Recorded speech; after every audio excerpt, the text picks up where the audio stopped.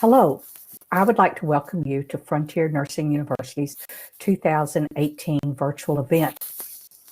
Our speaker tonight is Dr. Eileen O'Grady, a certified advanced practice nurse and wellness coach who uses an evidence-based approach with people to reverse or entirely prevent disease. She believes deeply that more attention must be paid to getting us unstuck from lifestyles that don't support wellness. You may recognize her name as editor of two textbooks, Advanced Practice Nursing, An Integrative Approach, the 6th edition, published in 2018, and Policy and Politics in Nursing and Healthcare, published in 2016. She is an expert in intentional change in adults, with an emphasis on the importance of extreme self-care and how to identify and remedy a life that is out of balance. She is the founder of the School of Wellness, which offers programs on revolutionizing self-care. Dr. O'Grady, we're glad to have you with us tonight. Thank you, Dr. Jordan. I'm so glad to be here with Frontier. I just love what you all are doing, and it's a huge honor to me. So today, first I want to start by saying that we are going to take questions at the end, and so if you think of a question as I go, just please type it in the chat box or wait till the end. So I want to get your questions, and I know there's some limitations with being interactive. And the second thing is I wanted to let you know that we are recording this session, and we are offering, the School of Wellness is offering one contact nursing hour from the American Holistic Nurses Association, where I have approval to give those. So if you fill out an evaluation within 7 days, you will get a contact hour. So the way I've kind of structured this talk is really about self-leadership and what causes health. Like, how do we lead the self in these really chaotic times? And have come up with these 3 ideas around defining balance for yourself. I never like to think of, I need, someone say to me, I need life-work balance. And it often implies that someone else is defining that balance for us, that it's not coming from choice.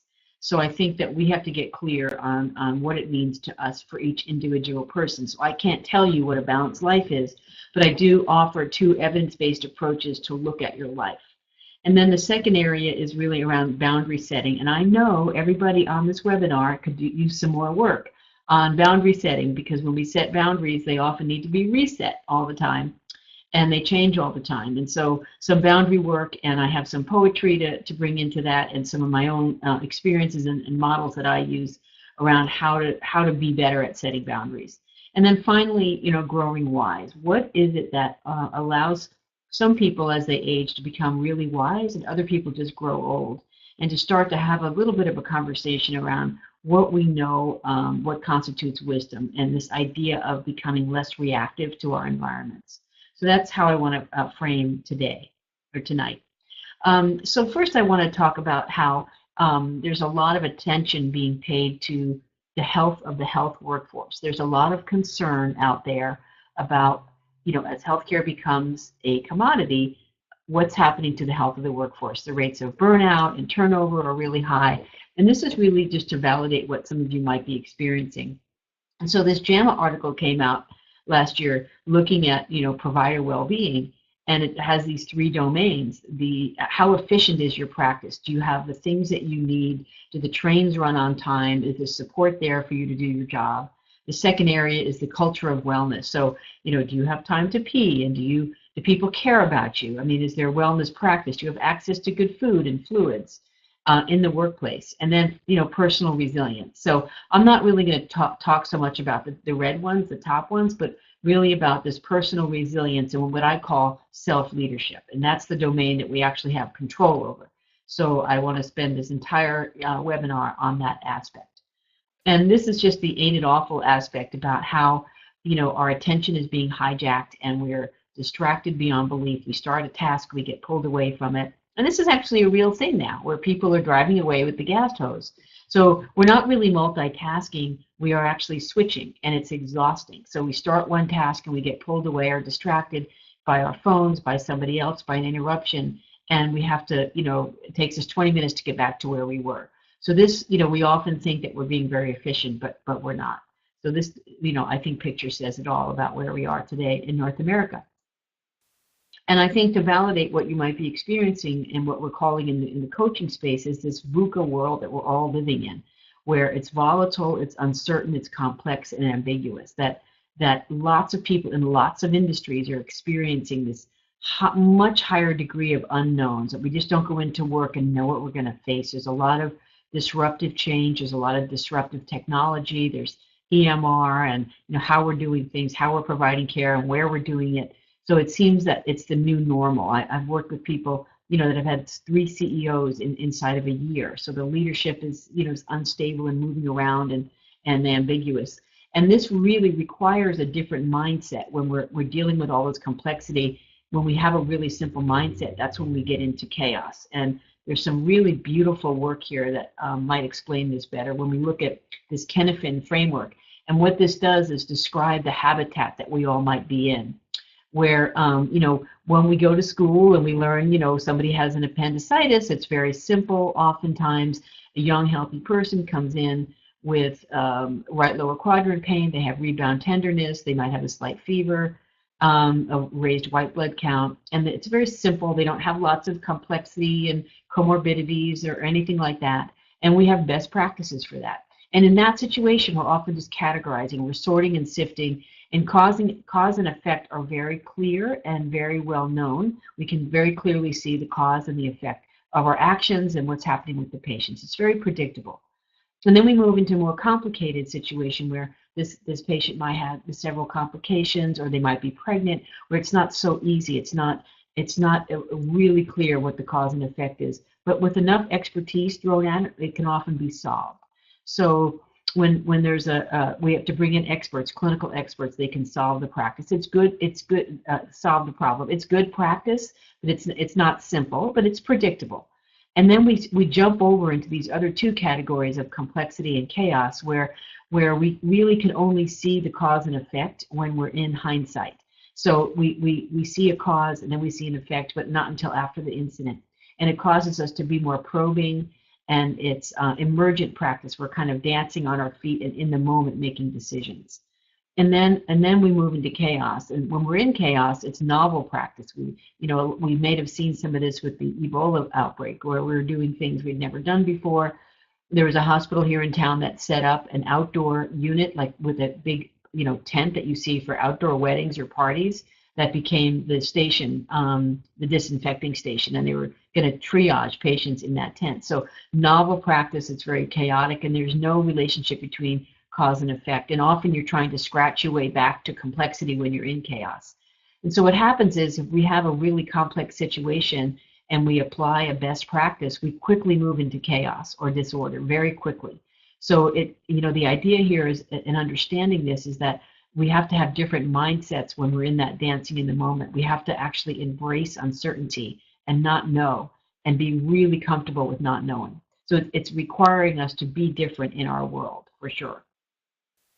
So I'm going to just do a quick poll, those of you on the call, and ask, let me just pull up this poll. It's hard for me to multitask. What kind of environment do you find yourself in for the most part? Where's your center of gravity? Is it simple? Is it complicated? Is it complex? Or is it chaotic?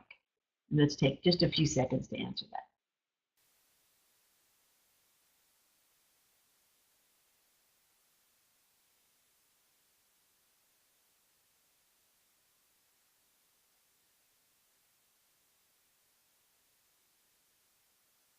Okay, so most of you on this call anyway are finding yourself that you're in good practice, and only one of you is in best practices, where it's very simple. So this complicated world that you might be in is going to require us to be much more collaborative, to say we don't have the answers, that the experts that are pulled into a situation may not agree on it, but we have to sort of do trial and error. So it's we talk a lot about best practices, but they're often not really possible in these complex worlds that we're in. So thank you for filling that out. And so this is also just to lay some context about the biggest worldwide killers, according to the World Health Organization, are entirely preventable. Not enough exercise, bad food, alcohol abuse, and tobacco use. And these things are the leading causes of early morbidity and mortality. And we've basically exported our American lifestyle, our KFC, our Marlboro overseas. So worldwide, these 4 reasons have eclipsed, malnutrition and infectious disease and all kinds of terrorism, war, and violence. So it's really astonishing that so much of what is hurting us and killing us and causing all these health problems are related to our own forks and what we're doing with our bodies and what we're putting in our bodies and what we're doing on our couches. And this is the area that I'm most interested in, about how do we actually get adults to engage in health behaviors and lifestyle change that are enduring, without them being in the jaws of death. And still in the U.S., it's still the #1 killer is heart disease, which is largely related to lifestyle. There are 7 kinds of cancer directly related to lifestyle and still medical errors. So most of the top killers around the world and in the U.S. are still largely preventable. And this troubles me greatly. So that's why I'm doing this work. And so this seems like a silly thing to do, to write a playbook on how to host a chronic illness, but this is really what it is. And this was very much my life before I did a rebuild. I had a terrible situation at midlife and swan dived into a terrible dark place and had to rebuild my life. I had a lot of terrible health habits, not doing any of the things I was telling my patients, eating horribly, not exercising, and drinking way too much. And when your last name is O'Grady, the stereotype holds. So, this was the playbook. I hardly ever said no to anything, and so I'd find myself doing things that I didn't really want to be doing. I wouldn't talk to people that I needed to have a conversation with. I neglected, what I cherished most, my friends and family, and I was compassionate only towards other people. So there was a lot of self-loathing going on inside. And what's so interesting about this is that somebody was trying to explain this to the Dalai Lama, that in the United States, there's a whole lots of people who have this great compassion towards other people, but have a lot of self-directed self-hatred. And he whipped his glasses off, and he was really bewildered by this. And he asked, are they in a mental hospital? Are these people insane? And he really couldn't understand how we could be compassionate to others and not to ourselves, that he really feels that we need a different word for it, that compassion has to be congruent with who we are. And when we see somebody suffering, whether it's ourselves or other, we have to have some integrity around that compassion. And so he didn't know how we could spring forth compassion towards other without it starting with the self.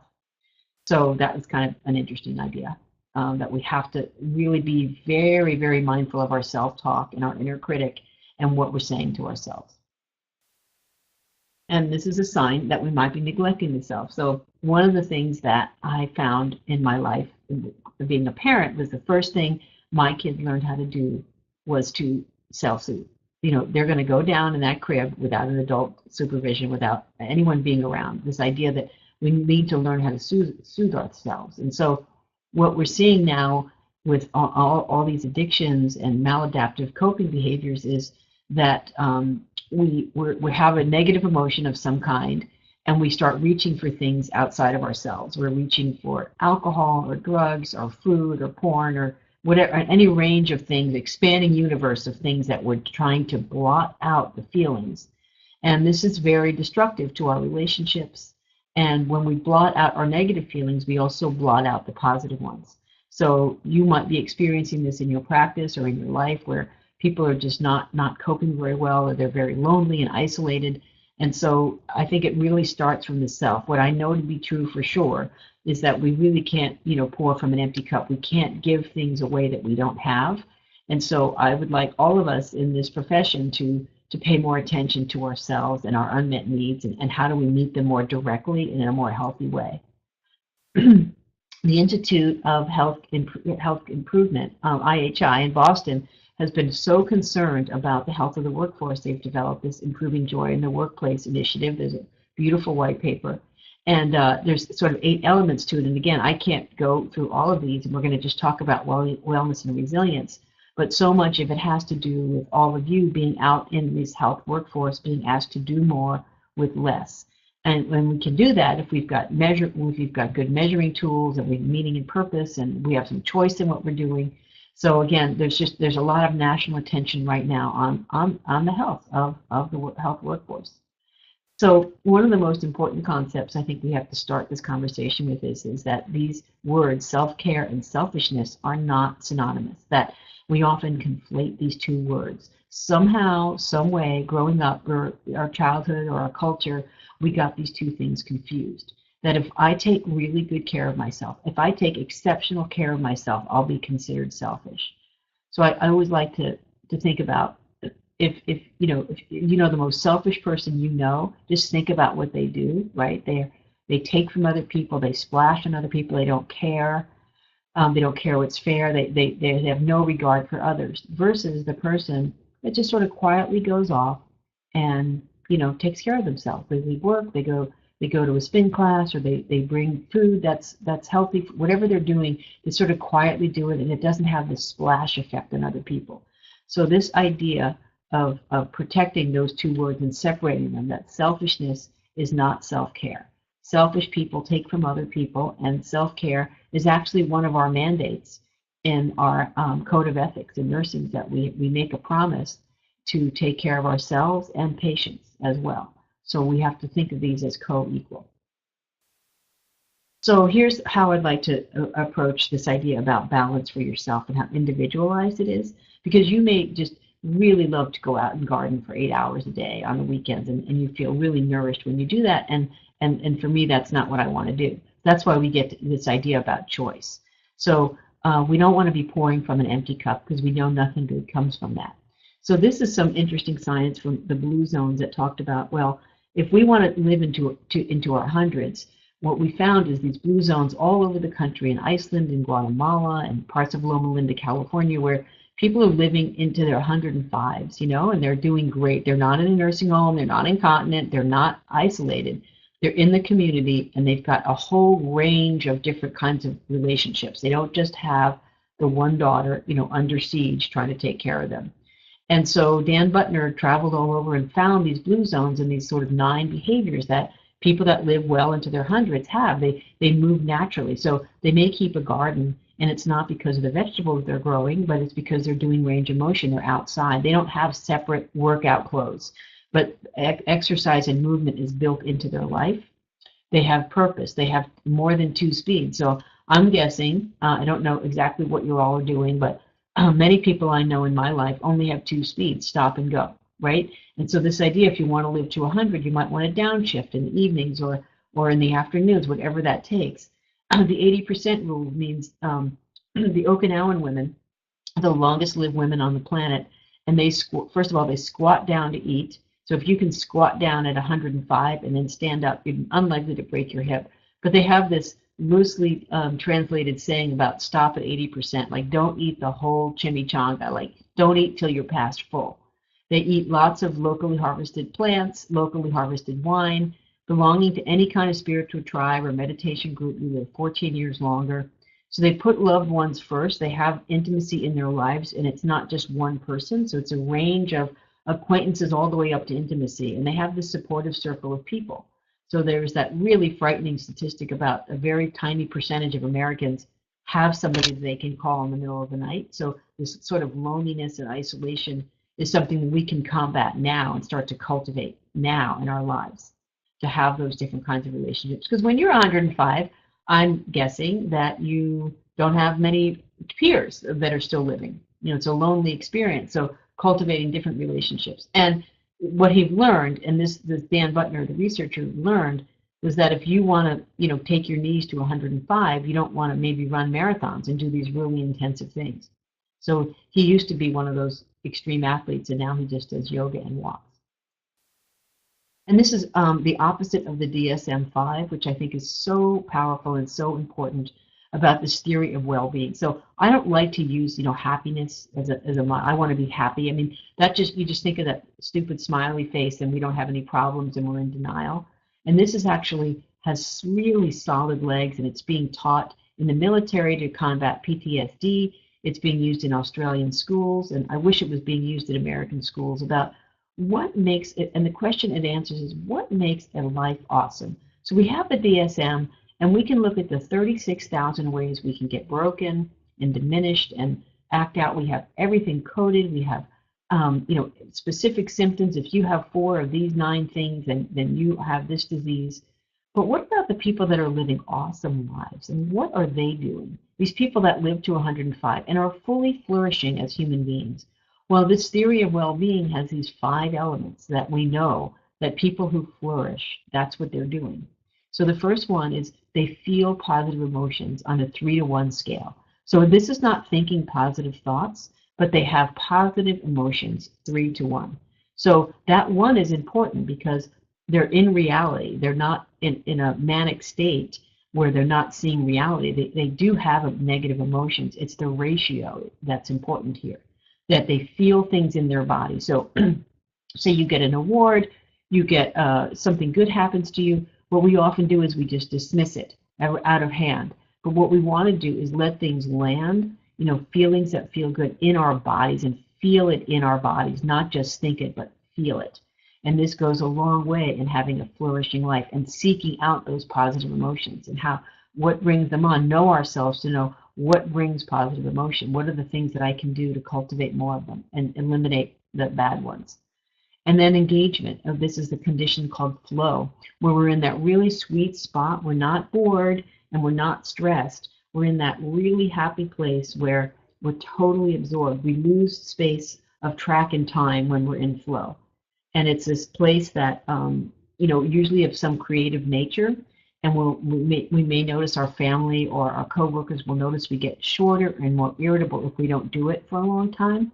So what we're finding about this deep engagement is that it really prevents us from falling down the rabbit hole. It builds resilience. It's a way of filling up our cup so that when the slings and arrows of life hit us, and hit they will, we have some resilience on board, that we can combat that more easily when we have a flow activity. So for some people, it might be gardening, it might be writing, it might be doing yoga, doing something physical, walking, hiking, but it's usually something that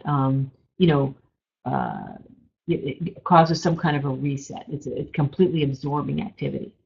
And then the R in PERMA is relationships with others, that other people matter, and very little in life that is positive is solitary. So generally, are our relationships with others in a 3 to 1 ratio more positive than negative?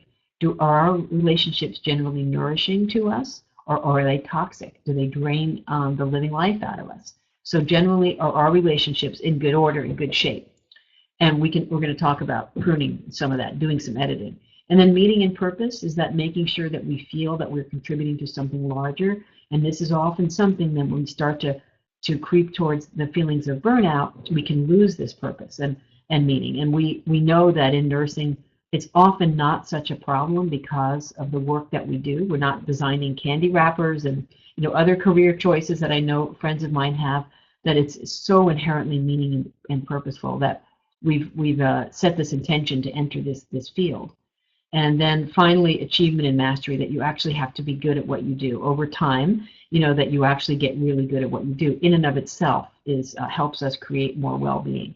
So this is the PERMA model, and we could spend a whole evening on this, but we're not. So that's the science that has really, really strong legs on this. But now I want to just move to some boundary setting, and this actually has to do with moving towards PERMA, that if we want to have more of these positive feelings and relationships, it requires setting boundaries. And so I first, because I'm Irish, I get to bring in some poetry, and he is my most favorite because he really harkens nature a lot in his work. And one of the things he's written about is that each human life enters 3 marriages, whether we want to. These slides got messed up somehow, I don't know how, but whether we want to admit it or not, each human life, or even see it, has 3 marriages. The first one is to the self, and that's the one we neglect the most.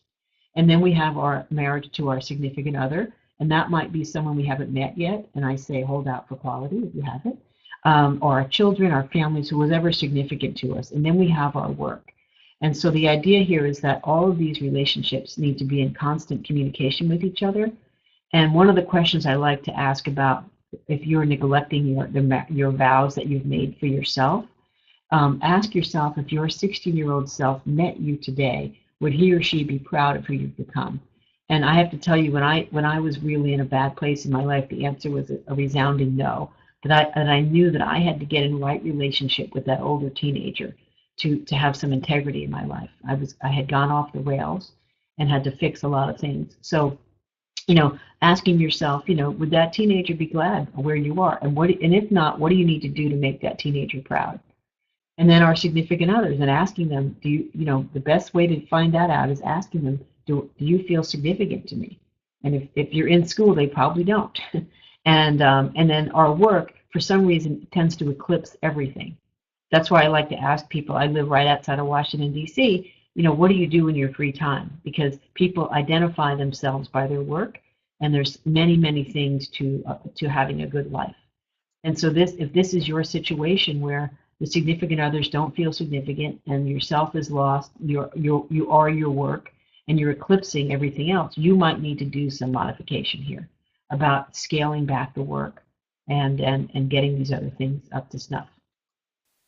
Another way to think about boundaries is the Pulitzer Prize winners. No, that's literature. Nobel Prize winners in 2013. They're these two physiologists, and they discovered that the cell of the membrane actually has an intelligence to it.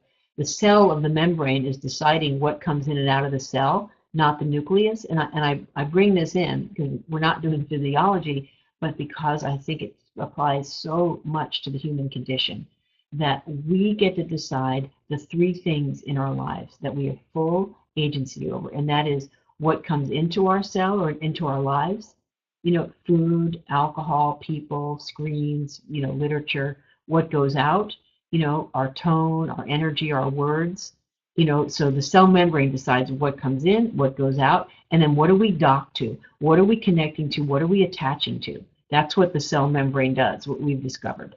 And so we all have our own membrane, and we get to decide what comes in, what goes out, and what we dock to, what we connect to, what we're paying attention to. And it's as simple as that.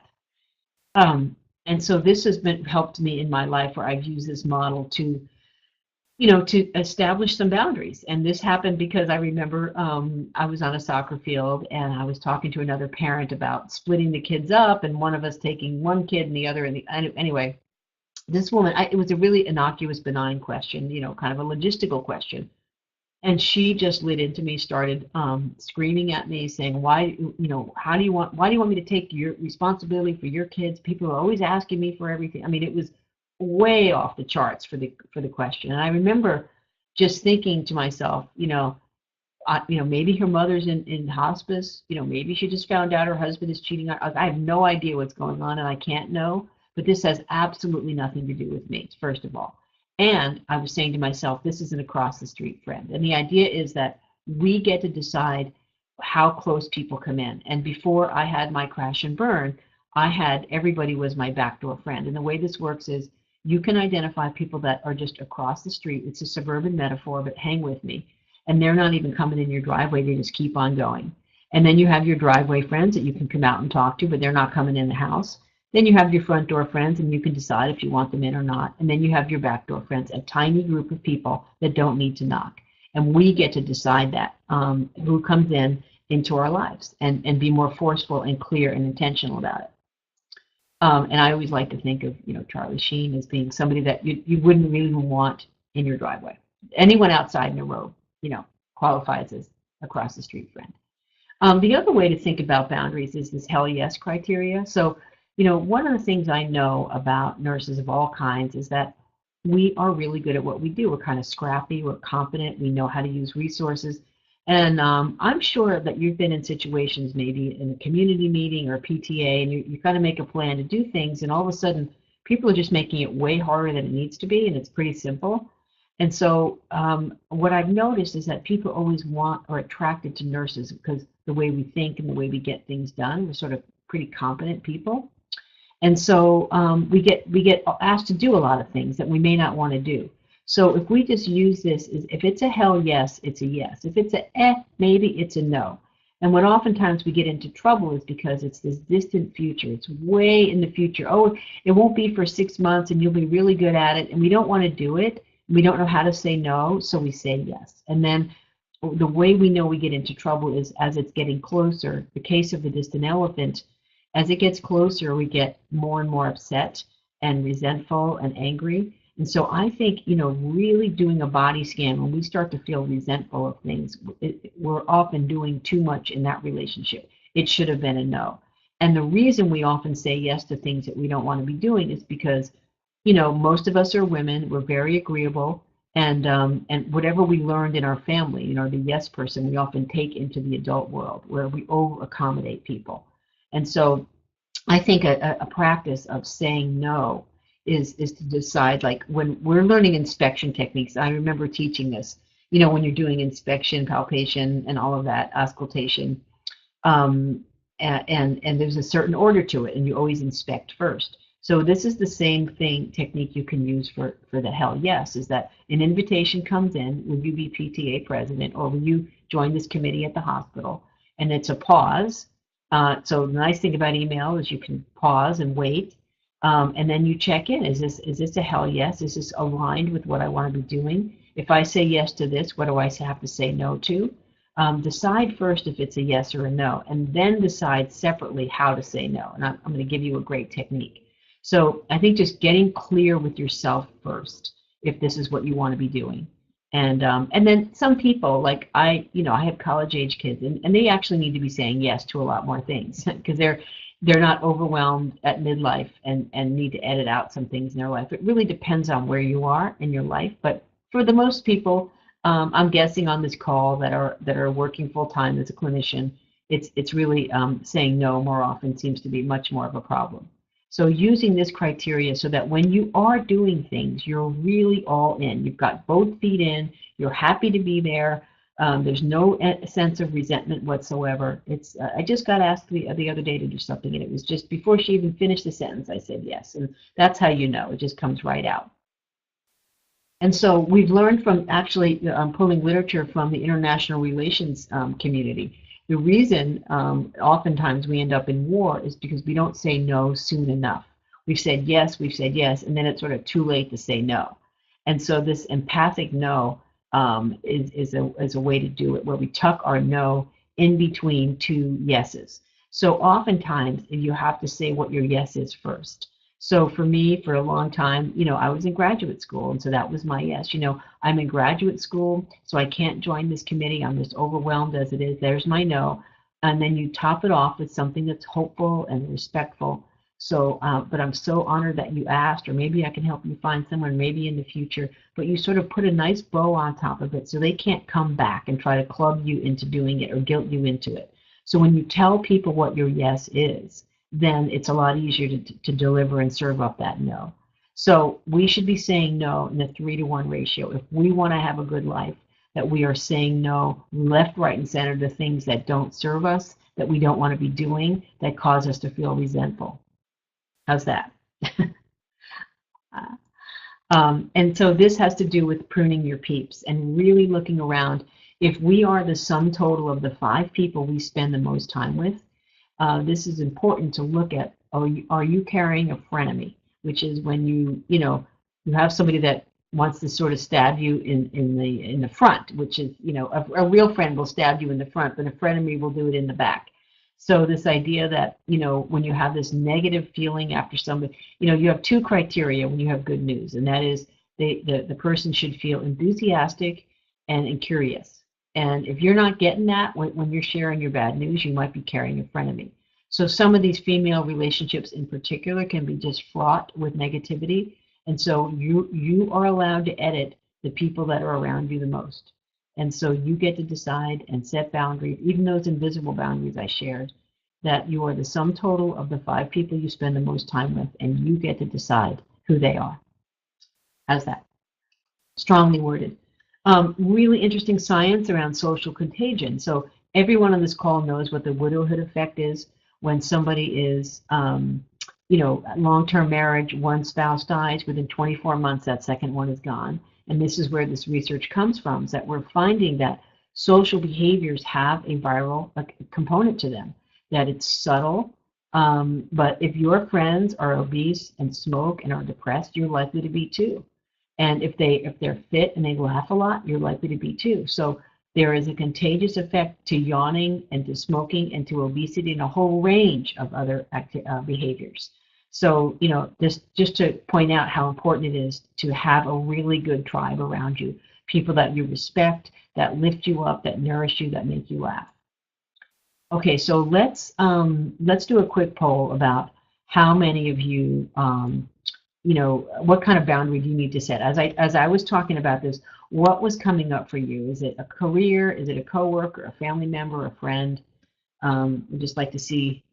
And if somebody says, no, I got boundaries, I don't have any boundary issues, I usually don't believe you.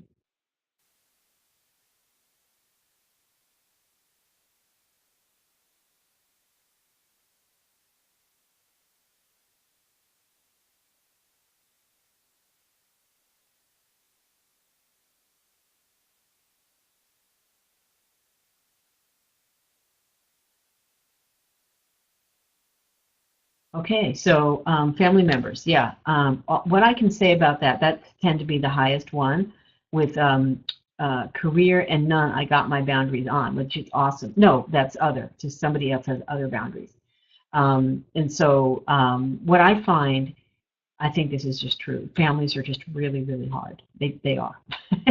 There's no way to make it easy. Families are hard. You might have a grown son living in your basement playing video games, or an in-law that's really intrusive. And this is just constant work in my own life and my clients' life. So those are often the hardest ones. They're so hard to do. So good to know, and be thinking about different ways to set those boundaries. And now we have this really interesting area that I'm so interested in about growing wise. So first, I think, what makes a wise person? Well, there's a lot of things, but what I like to promote and practice myself, not perfectly, but and make an attempt, is having some bedrock behaviors. And at some point when you were a child, your parents stopped telling you to brush your teeth. It became a habit. You just do it. And most of us wouldn't think of leaving the house without brushing our teeth. And so I think we need to have this with these other things. And I just put this up here as a way to think about it. And these do not have to be the categories. If you're an artist, you might have to do art every day or most days. So first of all, I don't like to say anything every day, because then we start slipping into perfectionism. But what are the things that you do most days that keep your ship afloat? So if you don't do them, things start to head south very, very quickly. And I would say sleep, I speak all over this country, the School of Wellness, is the #1 problem that people have trouble with. And it affects every hormone, every cell, every membrane in our body. And whatever we can do to become what I would say the LeBron James of sleep, we need to move from amateur to pro, and create this hibernation layer that really works for us. That's cool and dark, and there's no one interrupting. I just read 3 books on the topic back to back, and there's all kinds of great ideas, like maybe shouldn't be sleeping with our partners every night, maybe twice a week, or whatever it is, so that you get uninterrupted sleep, whatever you have to do. And there's lots of ways, and I'm sure you know most of them, but we don't practice it. That's the problem, is that when we start to take go pro on sleeping and start to do all of them at once, amazing things happen, so that you are waking up rested most days. So I would say the bedrock behaviors rest on a foundation of sleep. But our tribe that we talked about, you have good people. Are our conversations meaningful? Are we having gossipy and petty conversations, or are you having meaningful exchanges throughout the day? Is your office or home uncluttered? Do you feel like you're walking into a sanctuary when you go into your office or home? Are you finding a way to move your body in some way that's fulfilling to you?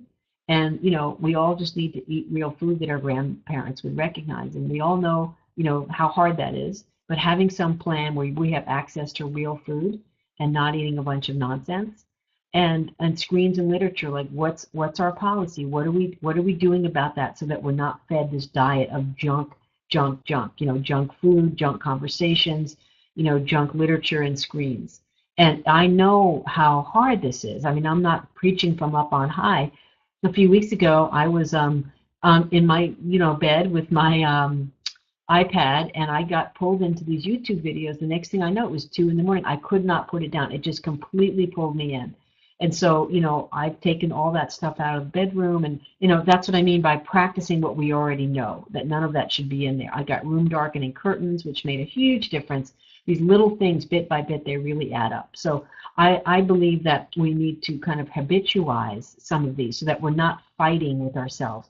What should I eat today? What should I watch? That we should be very thoughtful about that and making sure that we're not spending a lot of cognitive load trying to navigate what we should be eating. Like, we should have a plan about these very, very basic things, and not be, because these are really the things that determine our self-worth. And to me, I mean, you might have different boxes. These are the ones I'm putting up that most people need, almost every day, so that we're not walking into a mess and creating a mess for ourselves. This was a study of radiologists, and they looked at, what are some habits of very healthy people, and pretty obvious stuff. I mean, so much of this we learned in kindergarten, right? Laughing, addressing addictive behavior, quieting the mind. This idea, I keep working on a meditation practice over and over again, and there's a wonderful new one that I really like called Waking Up with Sam Harris. It's an app you subscribe to, and there's Headspace and all kinds of things to just quiet our mind, because when we are going 100 miles an hour, there's absolutely no wisdom coming into that. Like, it's just, there's no thoughtfulness. Any of you ever taken a shower and had this really great idea or solved some problem, like because you're in the shower? That's often because our cognitive minds are turned off, and so we're in this sort of meditative space where we can access our intuition and our deepest wisdom. So I think within the next 10, 15, 20 years, we're going to find all kinds of amazing things about meditation and what it does to us. And we know that, they've put these long-term meditators in MRI machines, like they're Olympian level meditators that have spent years meditating, quieting their minds, and they don't even have a startle reflex. They'll go have a loud noise and try to scare them, and they don't even react. And this idea that we can learn to be less reactive to some of the difficult people or situations in our life is an absolute emancipation, that our minds can learn to turn off things that we don't want to be reacting to. I think that's a game changer for all of us. And so people that are really healthy, they move their bodies, they forgive people, they don't hold grudges, they're not walking around in the giant resentment. They get their preventive tests, they go to get health care, they sleep, they try new things, they have lots of gratitude, and they're strong and flexible, so they're doing something on a regular basis. Really simple stuff, which we don't do. And how do we bake this into our life so some of these are happening on a regular basis? So I think of bedrock behaviors are sort of the daily small actions, and especially the ones that are taken the first 90 minutes of the day, so that we wake up and we're sort of automated, and we're not spending a lot of time. I don't feel like going to the gym. I don't want to do that, where it's just, you have this nice rhythm and nice flow. So oftentimes that requires that people say, well, it's best if I exercise in the morning. So that means you have to back up your day, and what time do you need to get up so you have plenty of time to exercise, feed, water, and do what you have to do to get to work in a calm way, so you're not coming in a mess already with all these unmet needs. And then we've sort of, what we know about wisdom is that food is medicine, and that when I was in France a few years ago, I noticed that these chefs have these really tall hats, like 2 feet tall, like crazy tall. And I remember saying, why are their hats so tall? And you can look in the kitchen, this guy has a taller one than all the others. And it's because back in the king's court, the most important member of the king's court was the chef, because when the king got sick, they summoned the chef. And then the military and the police had successively shorter hats, and they've kept that tradition up. And when you travel outside the U.S., you will often see that they have not lost that connection, that food is medicine, and they don't snack often. You don't see people eating in their car. You don't see junk food for the most part. They eat meals. And so we have really lost touch with this about eating real food, and I like to bring that into wisdom about eating things that we're proud of and that are not nonsense. Wise people often prioritize. These two jars have the same volume, right? So if you don't put the big rocks in first, everything doesn't fit. So you put the big rocks in, the bedrock behaviors in, and then you put the sand, and then the gravel, and then the water, everything fits. So this is the visual for that what do you need to do most days to keep your boat afloat? That's a really fundamental question that we have to answer and make sure happens, that we're not negotiating with. Wise people also, there's another way to prioritize your life, is to think about what Eisenhower did and came up with this chart about what's urgent and important. That often is what really eclipses all of us. And we end up doing these urgent things that may not be very important. So you're getting some email rant from a relative. Your colleague has a lot of psychodrama that you're getting sucked into. It's urgent, but it's not important to you. And so we spend a lot of time on these not important things. And then we have these non-urgent things, like exercise and eating real food and repairing relationships, getting the degree. The things that don't have a timeline on them, they get completely eclipsed and taken off the list. And then we spend time on gossip, too much TV, frenemies, friends that don't bring us a lot of value, meetings without agendas, which I don't go to anymore.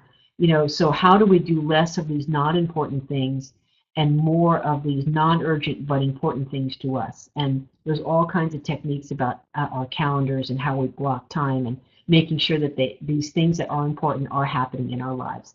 So I'm doing a lot of writing. I'm writing another book, and I'm just making sure it's every day. I'm doing something on it. It's on the calendar. It's block time. So I know that there's a 2-hour block that I'm supposed to be working on such and such chapter.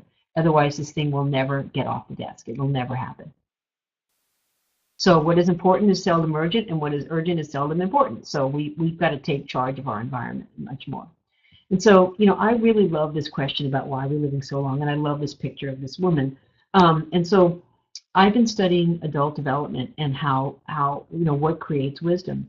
And so we've always used Maslow's hierarchy, right? So we go from love and security to self-actualization, and that's a really, really big jump. That's like a mountain to climb. And what if we were to think about it, some scaffolding to get there? How do we actually self-actualize? So there are these sort of stages of change for adults. And so what we notice in adolescence through the mid 30s to 40s and beyond is we have this kind of approval-seeking type of personality or a way of being in the world where when we're in college, we want approval from other people. We want to get the good grades. We want the promotion. And that works just great, that we see ourselves through other people. And then as we start to age and grow older, that absolutely starts to working. It stops working, often because we're in these really complex environments. And it might be that we want to become more self-authored, where we want to decide what's good for us or what's right for us, and we don't care so much about what other people think. So I have a coaching practice where I coach people all over the country over the phone, and I will often get people, at midlife who are absolutely overwhelmed. They feel like they are contorting into a pretzel to try to please everybody, and their life isn't working, and they're very unhappy. And it's often because they've been operating from this approval-seeking place for so long, they didn't know that they could not care about what other people think, that there's a way of being in the world where we actually turn into ourselves and ask ourselves what ought to be done, what's the right thing to do, and not and turn down all that outside noise. And so the theory is that perhaps we're living so long. I mean, it is really crazy how long we're living compared to just 150 years ago. And it's like, why does any species do what it does? It's evolutionary. And that perhaps we're living longer is because we actually need to cultivate more wisdom to solve some of these really hard problems that we have. We need more self-authored people so they can self-actualize. And we need to see less of this approval seeking. And this approval seeking is often very controlling behavior. So there's just some really interesting work, and it's probably a topic for another night. But if you're finding yourself struggling with trying to keep all these different parties happy, it might be time to stop trying to please so many people. And people pleasing is not a fixed trait like eye color and shoe size. It can absolutely be altered and modified, and where we start to pursue that which we think is right, and it involves disappointing other people all the time. And learning how to disappoint other people is an adult and mature and wise skill set, I believe. And so what we're really being asked to do in this crazy healthcare world is to innovate and to think about what can we do that, relatively little cost, not doing more with less, but doing different. And when you see these window washers, everybody is elevated, the children and the window washers. And how can we deliver healthcare that's not so gray and bland and be more novel and make it more fun and interesting and attractive to people and bring more nursing into it. I think we all struggle with learning whole person care in nursing school, and then when we get out, we're all stuck in these medical models that don't value that, they don't look at it, and how could we push the boundaries and be more innovative and make healthcare less traumatic for people to receive. And that often comes from a person who is showing up in their world fed and watered and exercised, where all the self-care stuff is done, and we have a sense of groundedness in ourselves. We have both feet on the ground. So here's some hacks and shortcuts. And I want you, as I'm talking, I want you all to be thinking about questions that you might have. Set an alarm for bedtime. So our sleep experts are saying we shouldn't be waking up to an alarm. And I've been using this sleep app, even though we're not supposed to bring our phones to bed. But when you use this app, nothing comes through. It's called Sleep Cycle. It's free. And you just put it under your fitted sheet, and it will tell you how long you slept, how long you were in REM, how many times you got up. It's quite amazing. But the idea is it wakes you up if you have to get up early within a half hour of your wake-up time, so that you don't wake up when you're in a deep sleep. So you don't wake up in REM and you're really, really groggy. So it's a really cool thing to just get some information about your sleep and what you're doing for a couple weeks, and then you can ditch it. Using the when-then technique to organize yourself. So what happens is we get into the office and we're overwhelmed. And so what I will often say is, when I finish that chapter, then I will call so-and-so. So this idea that I use with my kids all the time. When the room is cleaned up, then we go to the park, so that they're linked. When you have a really gossipy environment, you consider positive gossip, where you say something nice about the person when they leave the room. I've been doing a 24-hour tech Sabbath pretty consistently, where Saturday to Sunday from 2 p.m. I just don't go on at all. It's lovely and it's hard, except for, of course, GPS, because I couldn't get around it, but I didn't have that. And then this idea, like I was telling you about, this woman screaming at me, just making a decision right then and there that has nothing to do with me. I'm not going to take any of this personally. That, I try really hard not to negotiate my bedrock behaviors that I've built into my life, because that really is my self-worth. And then scheduling the non-urgent and important. So this was the first time I've done this year. I took charge of our family's vacation, and it's all booked and paid for and ready to go. And so we all know when it is. And I'm putting together a little slideshow for over the holidays to talk about all of the places we're going. So, that's a really important thing, to not leave that to chance. Dumping the vampires, kind of distancing people that drain me, emotional vampires, and the hell yes criteria, 3-to-1 on positive to negative emotions. So really paying attention if I'm sliding into too much negativity, what's going on, what do I need to edit? And then 3-to-1 on no yes. So I'm saying no a lot more than I am saying yes, so that when I do say yes, I'm all in. And I have personal policies. When my kids were school age, I would just not do things on weeknights. And so, we make a decision as a family about where our donated money goes to every year. And so when I get all these requests for, money and donations, it's an easy no. Our family makes those decisions annually as a group, and that's a no. So I don't have to wrestle and spend a lot of time and energy on those things. Rethink mornings so that they're really pleasant and easy and they're not frenetic. And then, spending time looking at the stars and in the forest. Spending time, if you have, no matter what's going on in your life, if you take a walk around the lake, I think Thoreau said that will solve any problem, but just going for a walk in some nature, it resets you, whatever is going on with you. If you're acting out at work, if you're having a hard time, I can't tell you, and the evidence supports that. Even when we exercise outside, we get a higher benefit from it than when we go to the gym.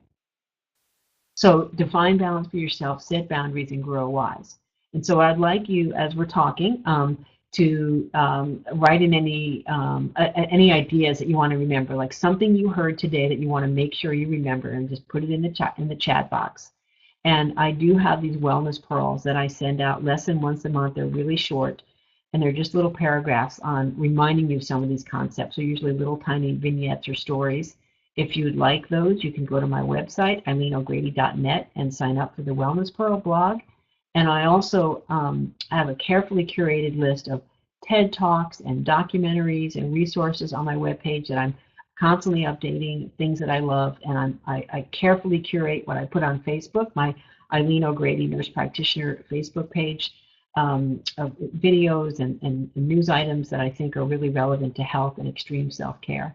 So if you're interested in staying connected, please do that. And what I like to do is think about, when there's no garden, there's no garden. When there's no gardener, there's no garden. So having a beautiful life requires constant pruning and cultivating and snipping and adding, soil and water. And this doesn't just happen. A beautiful life doesn't just happen. It requires intention and thoughtfulness.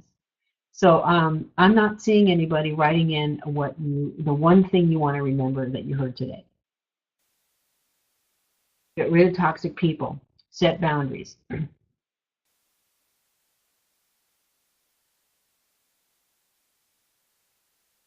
Rethink mornings.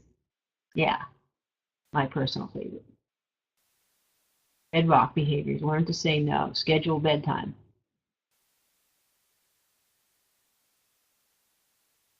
Does anybody, hell yes criteria. Does anybody have any questions they'd like to ask me?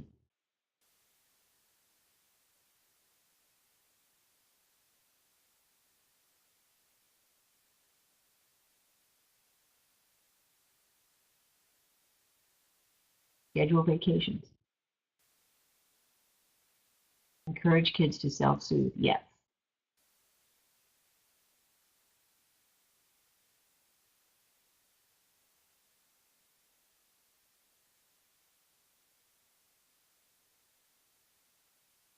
Separate beds most nights, especially if you have a snorer. It might be every night. How do you recommend starting? Tell me more. Starting what? Taking command of your life. Like I'm just curious. Can you add more? How did you develop such a great variety of tools? Okay, so most of this came from my own swan dive into a very dark place. And I realized that I didn't really have any integrity. I was talking about healthcare from morning until night, and I wasn't doing it myself. And so I wanted to change that. And I'm just a really curious person, and I love poetry, and I love taking things from different disciplines and mixing them up. I think there is a treasure trove of tools from industrial psych and from the coaching space. I mean, I have 3 graduate degrees. I didn't want to go any more education. I was overeducated, and I really felt like when I went to this coaching training, it was some of the best education I've ever gotten, and I want to hijack and bring it into nursing. So I'm going to be writing a book on therapeutic use of self and bringing that back to try to make it more front and center in nursing. Because I think there's a lot out there. I just like it. That's how I got all these tools. So somebody else is noticing that establishing boundaries and starting self-care. So is that how we start? How do you recommend starting establishing boundaries? Well, so it starts with practice. So maybe doing a scan about the 80-20 rule. What's the 20% of in your life that's causing 80% of the stress? What's causing you a lot of stress, and then we get to decide what we let into our lives. And it can start with a baby step. Sometimes talking it over with a neutral third party about how you want to set this boundary. And practice it a bit and make sure the tone is okay. See, I'm from New Jersey, so it's not that hard for me. I mean, I'm kind of a very direct person, but it starts by doing and practicing for sure. And starting self-care. So, you might want to look at those bedrock behaviors. How do I start taking care of myself? I mean, it might be starting with your own mind about, these are things that you don't negotiate. And oftentimes we have an over-busy life and we just, there's no space for it. So how do you create white space in your life so that there's time to take care of yourself? Because so many people are living lives that are careening out of control, and they're going to end up hosting a chronic illness. And so I like to think of it as, how do I create a life so that chronic illness cannot even land on my body, it just keeps on moving. I am not going to host that chronic illness. And for years, I was setting myself up, for diabetes, for obesity, some stress-related illness, and I don't want that in my life. I have a huge family history of it, and I don't want it. So what is the first thing to do to reset the spirit? Well, I think, getting away, some of the burnout experts, or one of them that I heard that I really liked, is to leave your family and your friends and everything that you know for 7 to 10 days a year. And that doesn't have to be consecutive, but where you go off and kind of leave your life and do something different without your family mostly. It's not without friends, but without your family. And I remember the first time I heard that, I did it, 3 or 4 or 5 years in a row, and my kids were kind of little. And I remember, my husband actually is an ER physician, and he heard that. And so I thought it was a great idea. So I did it. He never did. So I think just stepping out of our lives, we can't see our life when we're in it. And so finding a way to do that is really important to get some perspective. Yeah, so I've done some crazy things in my life about resetting the spirit in my life. Is this Shara? I know you. And I've gone away on trips. I've done a vision quest in the woods. You don't have to do these really extreme things. And if you're really wounded, if you're really hurting, and you've got some adverse childhood event that's just haunting you, there are places to go to get healed. You can email me and I can give you some names of some places, 5-day programs where you go and do a deep dive and you heal, and so you're not carrying this stuff around. So I think we need to pay more attention to healing our wounds so we can move on. Is there a spot that we can find Bedrock behaviors, like a spot on the internet, or not sure what you mean by that.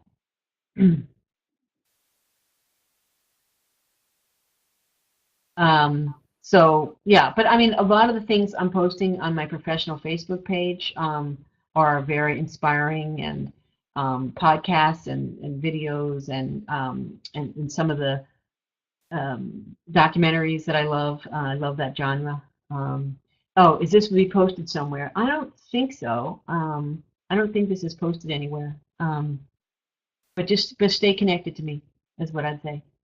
Are there any other, if the culture of someone's workplace has no concern for wellness or efficiency, how do they promote their own well-being in that environment? Well, they don't. And so you sort of have, I guess there's always 3 choices if you're having trouble in your work, is to change the situation, change yourself, or leave. That's pretty much it. And so, how much can you ignore and not pay attention to, and decide, that you want to stay and put some blinders on and not get attached. We talked about the cell membrane, not dock yourself to the problem and dock yourself to the solution, and be highly accountable for your practice.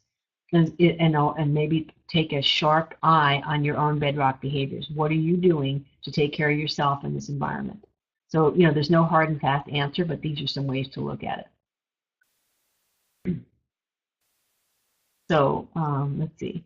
Well, I'm glad people seem to be sending positive comments, so stay in touch with me. And this has been such an honor. We're past our time, and I've really enjoyed being here, and I love what Frontier is doing. So thank you.